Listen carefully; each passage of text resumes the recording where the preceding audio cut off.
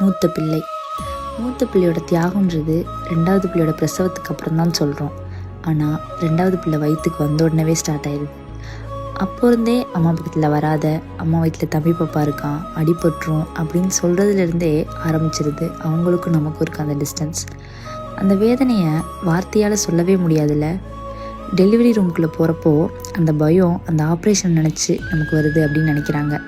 ஆனால் இங்கே நம்ம பெரிய பையனை மறுபடியும் பார்க்க முடியாமையே போயிருமோ அப்படிங்கிற பயம்தான் அதிகமாக இருக்குது. அது வரைக்கும் அந்த குழந்தைய ஒரு தடவை கூட அடிச்சிருக்கவே மாட்டோம். ஆனால் 2வது குழந்தை வந்ததுமே சின்ன சின்ன விஷயத்துக்கு கூட கோவப்பட்டு அடிச்சிருவோம். அந்த மூத்த பிள்ளைய அப்போ தான் ஆசையாக கொஞ்சலான்னு தூக்குவோம். ஆனால் அப்போ தான் பாலுக்காக 2வது குழந்தை அழுக ஆரம்பிக்கும். வேறு வழியே இல்லாமல் நம்ம மடியிலேருந்து நம்மளே தள்ளி விட்ட மாதிரி ஒரு வழியோடு இறக்கி விட்டுட்டு, தம்பி அழுகிறான் சாமி அப்படின்னு சொல்லி இறக்கி விடுவோம். இந்த வழிகளை வார்த்தையால் விவரிக்கவே முடியாதுல்ல. தாய்மை எவ்வளோ புனிதமானது அப்படிங்கிறத ஃபஸ்ட்டு உணர வச்சனாலேயோ என்னவோ அந்த மூத்த பிள்ளை மேலே மட்டும் நமக்கு ஒரு தனி பாசம் இருக்கும்.